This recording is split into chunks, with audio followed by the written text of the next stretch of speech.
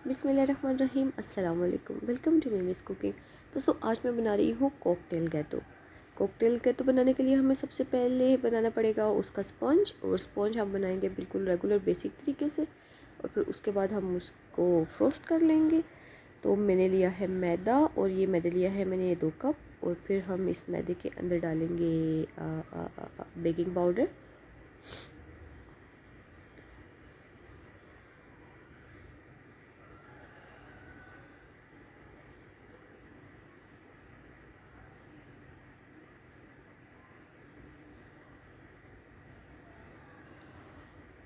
अच्छा जी, baking powder मैंने लिया है पूरा 1 चम्मच भर के। एक ही लिया था ना या ज़्यादा लिया था? चलो देखने दो।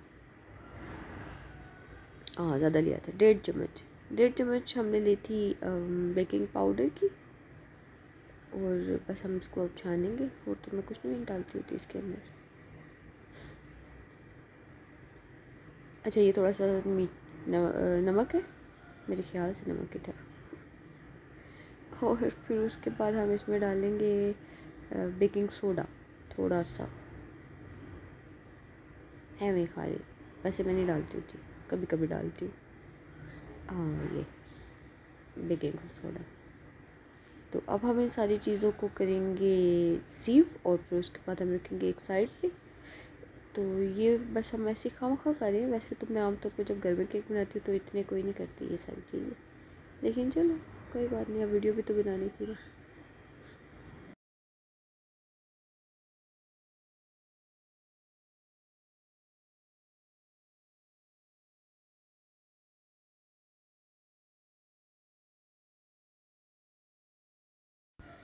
अच्छा, अब लूँगी मैं 6 अंडे।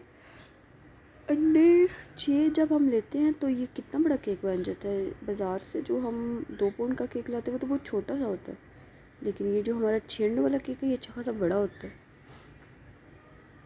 तो पता नहीं कितना बनेगा, लेकिन चलो 6 अंडे लेंगे, और फिर उसके बीच में पता नहीं क्या क्या डालेंगे। ठहर, जब आप देखती तो यार, अभी तो मेरा रोज़ा रखा हुआ है ना, तो कुछ भी याद नहीं आ रहा।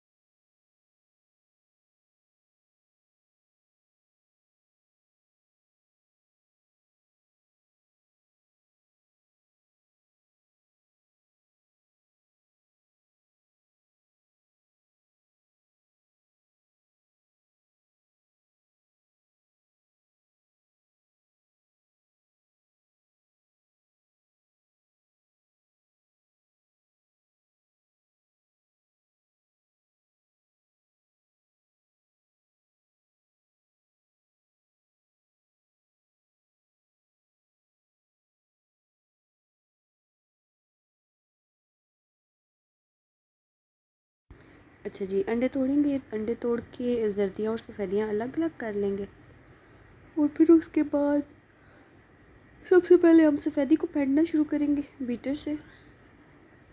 और सफ़ेदी फेंट फेंट के इतनी फेंट लेंगे कि वो बिल्कुल मोटी ताज़ी हो जाएगी। और उसके बाद फिर हम इसको करेंगे, जर्दियाँ डाल देंगे बीच में, बस वही आगे रेगुलर जो तरीका होता है। बीच में डाला हमने वनीला और जर्दी और ऑयल और दूध, और ये सारी चीज़ें हम डालेंगे। और फिर हम इसको करेंगे क्या करेंगे, ऐसे ही बस उसको कुछ ना कुछ करेंगे, और फिर उसके बाद बीटर से मिक्स करेंगे। और क्या करेंगे, केक बनाना कोई मुश्किल थोड़ी होता है, ऐਵੇਂ लोग पता नहीं क्या, सबसे आसान काम है केक बनाना।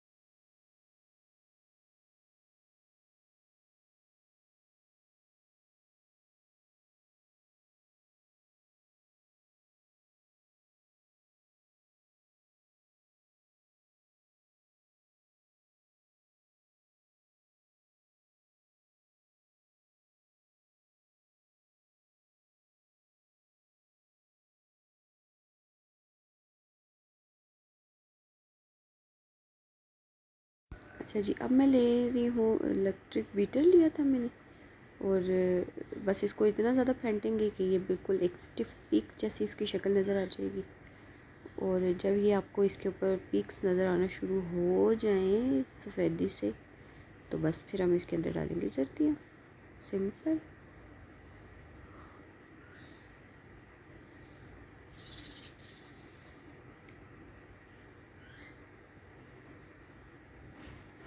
जितनी देर में ये एक वीडियो के ऊपर मैं वॉइस ओवर करूँ, इतनी देर में मैं पता नहीं 50 वीडियो के ऊपर कर लूँ ये, मतलब।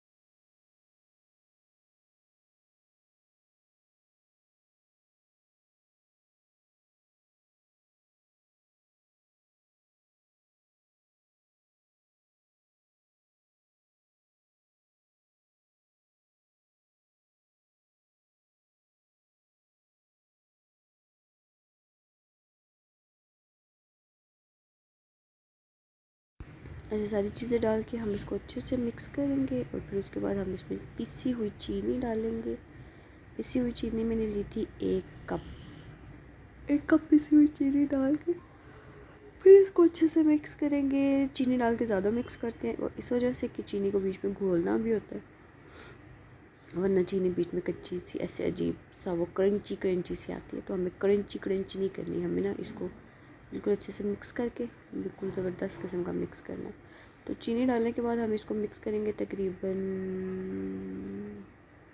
25-30 सेकंड के लिए, बस काफ़ी होता है। या थोड़ा सा ज़्यादा कर लेंगे, 1 मिनट कर लेंगे बस, इससे ज़्यादा नहीं करेंगे।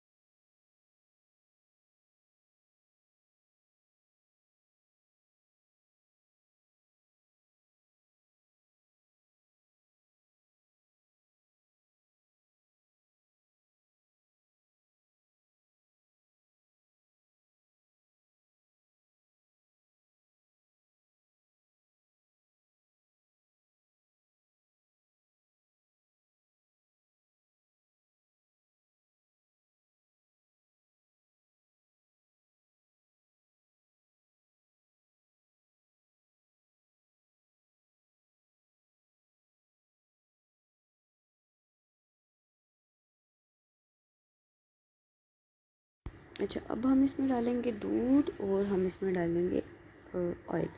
वैसे तो हम रेगुलर जब केक बनाते हैं तो उसमें पूरा ऑयल पूरा कप डाल देते हैं, लेकिन जब हम स्पॉन्ज बनाएंगे, जब हम इसके ऊपर कोई फ्रोस्टिंग करनी होगी, तो फिर हम इसमें डालेंगे आधा कप दूध और आधा कप ऑयल। और इससे भी ज़्यादा बेहतर होता है कि आप इसके अंदर बस पूरा 1 कप डाल दो बटर मिल्क का, और साथ आधा कप ऑयल का डाल दो, तो वो ज़्यादा मज़े का केक बनता है। लेकिन कोई नहीं, वो मेरा तजुर्बा बाद वाला था, ये उससे पहले वाले पुराना स्टाइल था, ओल्ड फैशन्ड केक है ये।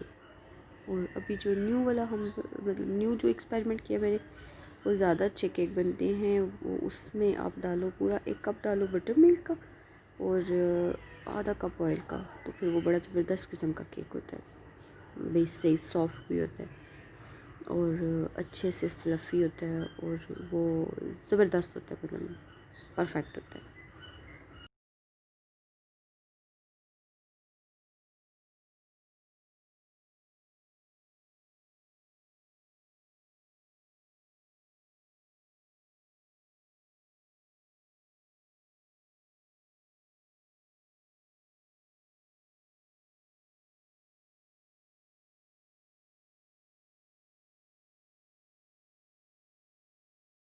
अच्छा जी, ऑयल और दूध डालने के बाद हो गया काम बीटर का ख़त्म, आसानी ख़त्म। अब होगा जी बाजुओं का ज़ोर लगेगा। जितना भी ज़ोर है आपके बाजुओं में वो सारे का सारा लगा दें इसके ऊपर और इसको मिक्स करें। और इसको बस आराम आराम से मिक्स करना है। और जितने ज़्यादा ऊंचा हाथ रख के आप इसको मिक्स करेंगे, उतना ही ये जो है ना अच्छा होगा। मतलब इसके अंदर जितनी ज़्यादा एयर शामिल होगी, तो उतना ही ये ज़बरदस्त किस्म का फ्लफ़ी केक बनेगा। तो अब आप इसको इस तरह से मिक्स करते जाएं, आहिस्ता आहिस्ता आहिस्ता आहिस्ता मिक्स करते जाएं, यहाँ तक कि ये बिल्कुल मिक्स होकर ज़बरदस्त किस्म का रेडी हो जाएगा।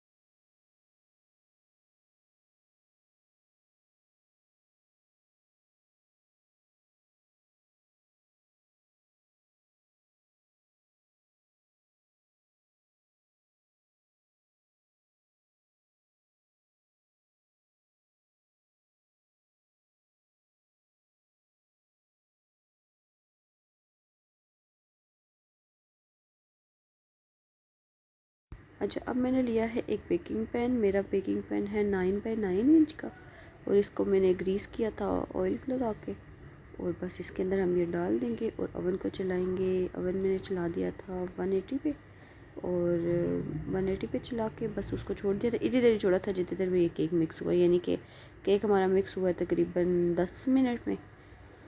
तो 10 मिनट, वैसे 10 ही मिनट लगते हैं, ये तो बस ऐसी वीडियो बनाने के चक्कर में थोड़ा ज़्यादा टाइम लग जाता है, अदरवाइज़ 10 मिनट भी नहीं लगते। केक मिक्स करने में टोटल 5 से 7 मिनट लगते हैं। तो बस उतनी सी देर के लिए ओवन ऑन करते हैं, तो बस फिर इसको उठा के केक को रख दो ओवन में।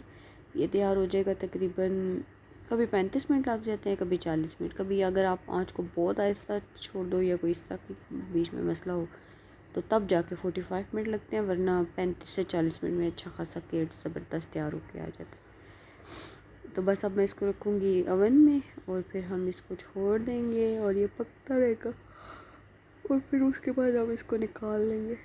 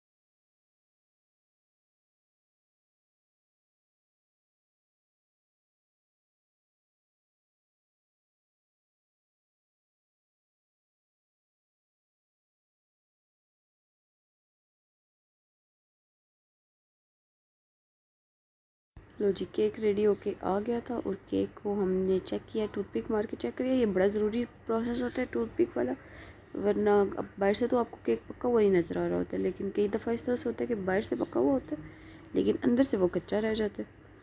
तो फिर वो इस तरह से होना, तो फिर वो खाने तो नहीं होता ना कच्चा केक। तो फिर इसलिए उसको टूथपिक इसके अंदर डाल के उसको अच्छी तरह से चेक कर लेते हैं कि भाई बीच में से वो खुश्क हो गया या नहीं। खुश्क हो गया तो इसका मतलब है बिल्कुल पक्का हुआ है, और अगर वो टूथपिक गीली है तो वो सामने कच्चा नज़र आता है ना, भाई अभी तो कच्चा है बीच में से।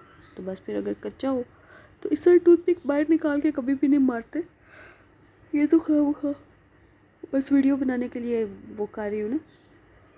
उधर से ओवन खोल के ज़रा सा उसको बाहर निकाल के, तो उधर से टूथपिक मार के उसको चेक करो, अगर तो वो गीली हो तो उसको उधर से ही वापस रख दो, क्योंकि एक दफ़ा बाहर निकालो फिर वो उसकी हीट ख़राब होती है, ठंडा होता है, फिर उसको बीच में रखो, वो फिर कभी भी केक सही नहीं बनता।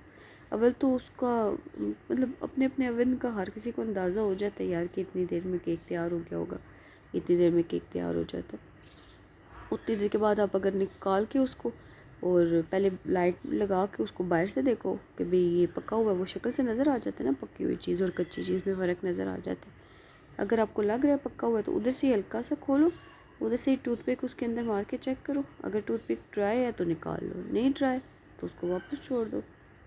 अब इसको मैं निकाल देती हूँ किसी भी वायर रैक के ऊपर। तो वायर रैक के ऊपर हम इसको छोड़ेंगे, इसको ठंडा करेंगे, लेकिन इसको हम ऐसे नहीं छोड़ेंगे, ऊपर से कवर करके अच्छे से ना, कोई कॉटन का कपड़ा ले लें या कुछ भी, कोई टॉवल ले लो, उससे अच्छी तरह कवर करके रखो, क्योंकि ये स्पॉन्ज है, इसके ऊपर हमें लगानी है आइसिंग।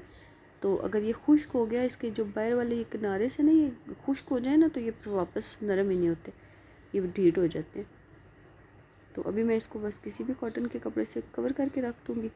तो ये अपना ही जो मॉइस्चर होगा ना, ज़ाहिर बात है जब चीज़ गर्म होती है तो वो थोड़ी बहुत मॉइस्चर छोड़ती है, तो वही मॉइस्चर इसके अंदर ही रहेगा, उधर ही ये ठंडा होगा, तो उसी मॉइस्चर के अंदर ना ये बड़ा मज़े का सॉफ्ट सा हो जाता है। फिर इसके ऊपर से इसको मतलब वो जो हम लगाते हैं ना सिरप, वो भी लगाने की ज़रूरत नहीं पड़ती। लेकिन थोड़ा बहुत लगा लेते हैं ज़रा मॉइस्चर के लिए, अच्छा सा मॉइस्चर हो जाता है ना। बिल्कुल भी ऐसे छोड़ो तो वो फिर खुश्क खुश्क लगता है, खाने नहीं होता।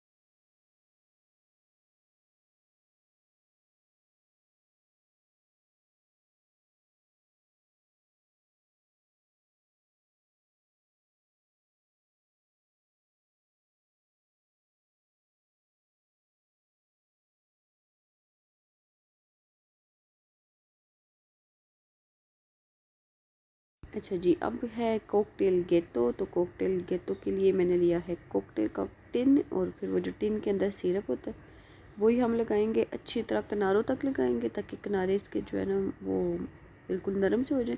वैसे तो वो जो हम कॉटन के कपड़े में लपेट के रखते हैं ना तो वो नरम ही होते हैं, लेकिन फिर भी थोड़ा ज़्यादा अच्छे से ज़्यादा सॉफ्ट सॉफ्ट करने के लिए ना ये थोड़ा थोड़ा सिरप बिल्कुल किनारों तक लगाएंगे, बिल्कुल ज़बरदस्त किस्म का अच्छे से। तो केक को हमने ठंडा किया था, केक मैंने कल बनाया था शायद, और आज एक दिन के बाद मैं इसके ऊपर फ्रॉस्टिंग लगा रही हूँ। पूरे एक दिन के लिए मैंने इसको रख दिया था, और पहले ये बाहर ही पड़ा रहता, फिर उसके बाद इसको उठा के फ्रिज में रख दिया था, रेफ्रिजरेटर में। फिर अभी निकाला है, निकाल के 2 पीस किए हैं, और बस इसके ऊपर ये लगा के अब हम क्रीम लगाएंगे और बस कहानी ख़त्म।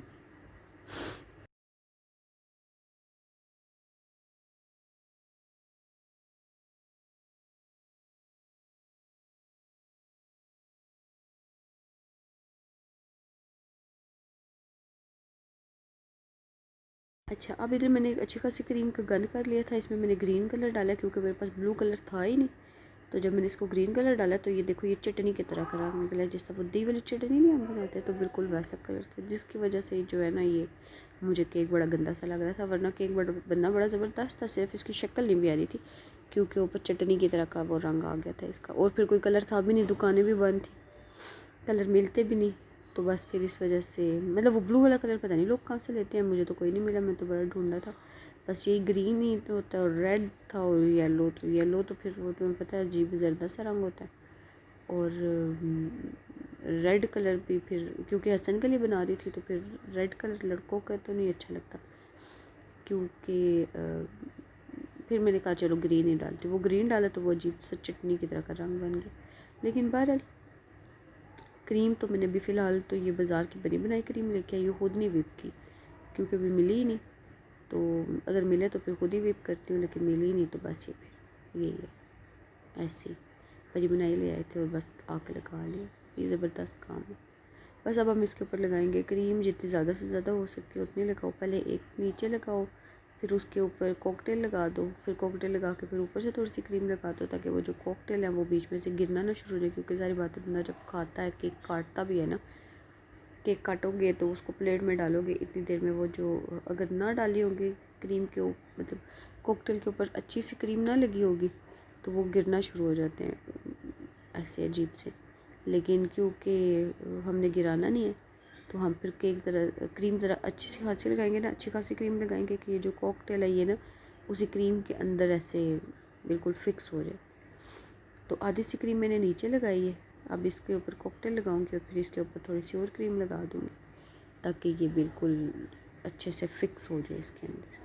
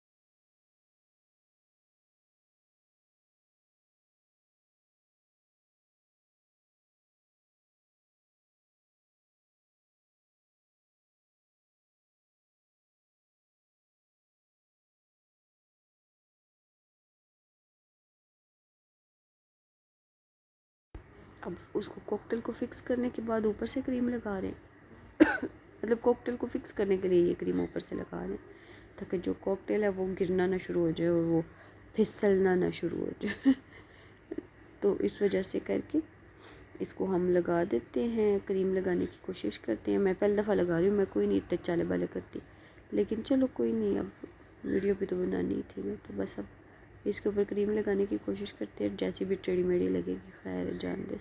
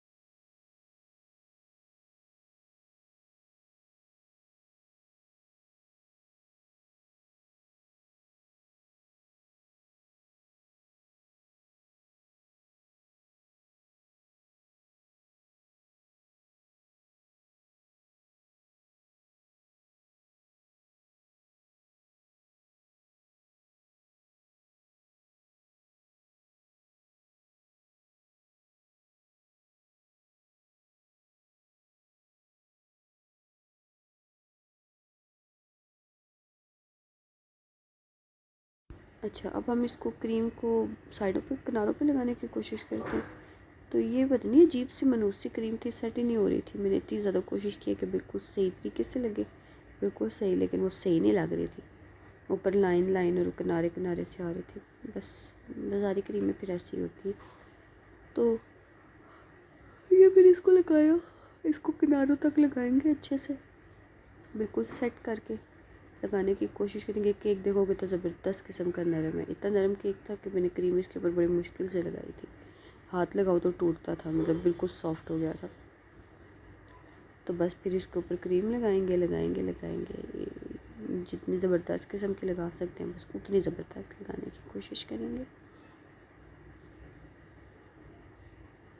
बस इसको फोल्ड कर इसको मैं लगाती जाऊंगी, तो बस लगाते जाएंगे क्रीम।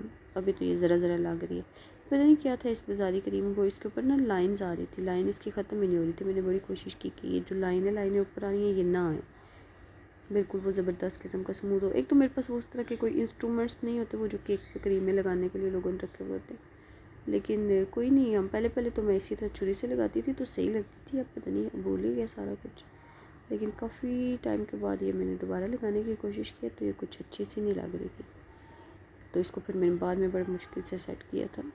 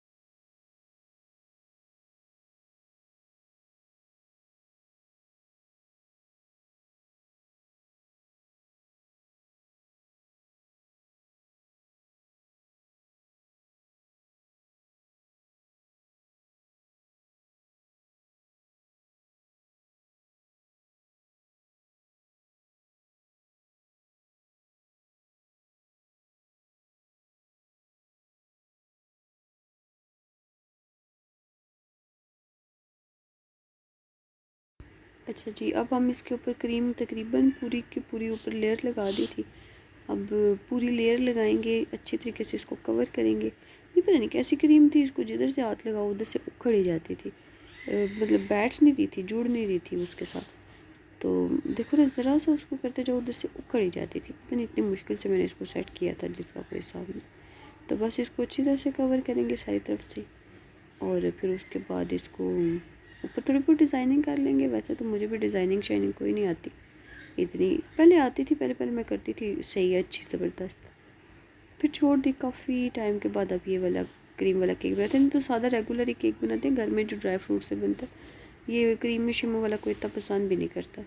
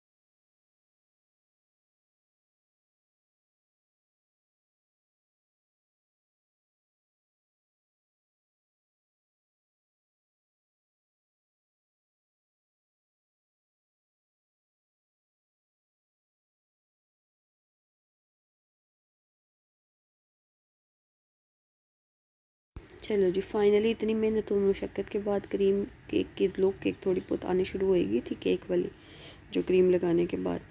और फिर उसके बाद जो मैंने इसके ऊपर एक और काम किया वो ये किया कि मैंने सोचा था कि मैं इसके ऊपर थोड़ा थोड़ा ना वो डालूँगी फूड कलर, और फिर जब मैं उसको मिक्स करूँगी तो वो अच्छी खूबसूरत सी लेयर आ जाएगी है। तो वो लेयर शेयर कोई नहीं आई, वो उल्टा गंद ही बन गया था तमाशा ही बन गया था वो। तो चलो कोई बात नहीं, तजर्बे से ही बंदा सीखता है। तो बस वो फिर मैंने किया था, थोड़ा थोड़ा रेड कलर लगाने की कोशिश की थी। मैंने कहा चलो रेड कलर लगाऊंगी, साथ वो ग्रीन सा कलर था, साथ ये कॉकटेल है, तो वो मिल के ना तो एक कलर कम्बिनेशन बन जाएगा। लेकिन वो क्या कलर कम्बिनेशन, वो उल्टा गंदी बन गया था। तो मैंने कहा चल अब जान दे। ये मैंने रेड कलर के छोटे छोटे ऊपर स्पॉट लगाने की कोशिश की थी कि चलो ये स्पॉट होंगे तो ये खूबसूरत से ऊपर ना वो डिज़ाइनिंग बन जाएगी। तो वो डिज़ाइनिंग क्या, वो उल्टा गंदी बन गया था, ख़राब हो गया था, मतलब शक्ल ही उसकी अजीब सी हो गई थी।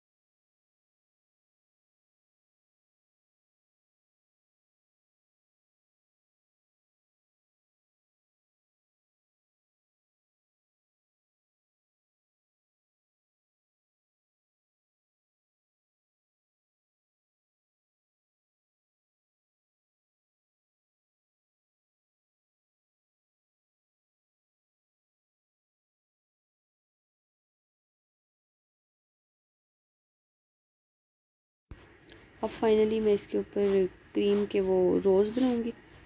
तो वो रोज़ तो खैर बन ही जाते, लेकिन ये ग्रीन कलर सा मुझे इतना बुरा सा लग रहा था, बिल्कुल चटनी के जैसा से लग रहा था, जैसे दही वाली चटनी उसके ऊपर लगा रहे। तो कोई नहीं, बहरहाल अब फिर जो भी था, क्योंकि अब इस टाइम क्रीम जो थी उसके बीच में तो मैंने कलर डाल दिया था, और कोई दुकानें भी बंद थी और क्रीम भी नहीं मिली, और कलर तो पहले भी नहीं मिला था, वरना मैंने कहा था सादा इसके ऊपर वाइट ही लगा देती तो ये अच्छा लगता, वाइट कलर के रोज़। क्योंकि चलो ऊपर वो ड्राई, ये क्या नाम है, कॉकटेल गैतो था, तो कॉकटेल लगाती, साथ ये वाइट लगाती तो चलो बेहतर लगता। लेकिन कोई नहीं, बस नहीं मिला तो क्रीम भी नहीं थी, फिर मैंने कहा छोड़ो, आप इस टाइम कौन जाएगा, और टाइम भी काफ़ी हो गया था, और बच्चों ने चीख चाड़ा डाला हुआ था कि बस दो ही दो में केक हम फटाफट खाएँ हो, मतलब इस तरह से। तो बस फिर मैंने कहा छोड़ो, बच्चों को क्या पता, वो उनको सही लग रहा है। तो फिर ये खैर मैंने कहा चलो अब ये ऐसे ही ठीक है।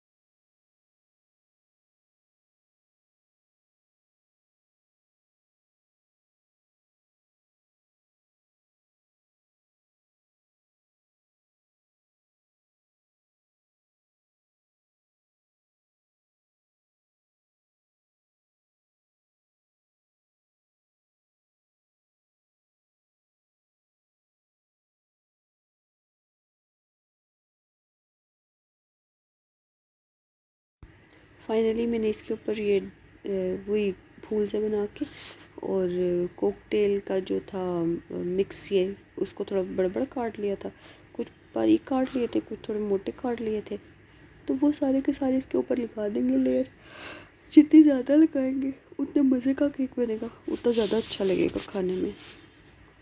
तो इसलिए एक अच्छी सी अमाउंट लगाएं ताकि वो प्यारा लगे।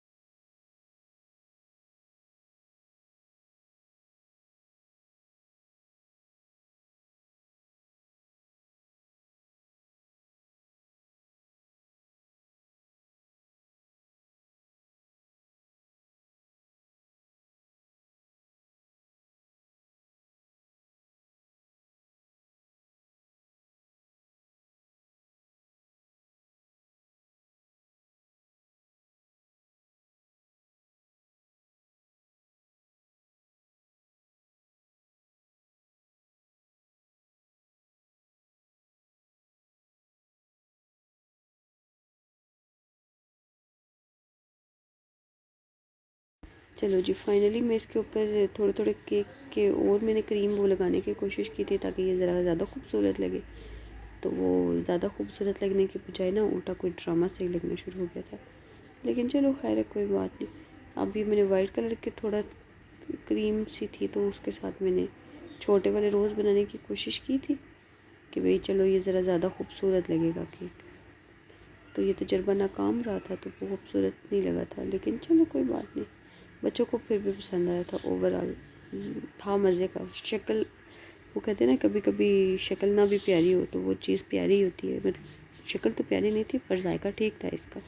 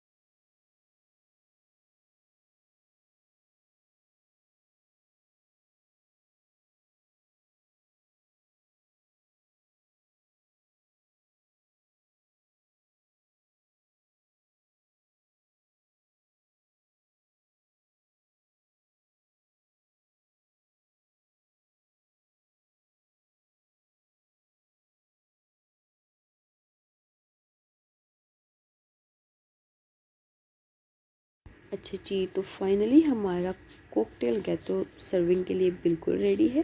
अब मैं इसको रखूँगी रेफ्रिजरेटर में कम से कम 15-20 मिनट, आधा घंटा तो अगर रखना ही चाहिए था, लेकिन क्योंकि हमारे यहाँ पे बच्चों से सब्र नहीं होता तो फिर मैं तो नहीं रखूँगी। लेकिन आप इसको कम से कम 2 घंटे के लिए फ्रिज में रखें और उसके बाद ये ज़बरदस्त किस्म का हो जाएगा केक आपका। और फिर आप इसको सर्व करें और इन्जॉय करें और मुझे दुआ में याद रखें। Thank you so very much. अल्लाह हाफ़िज़।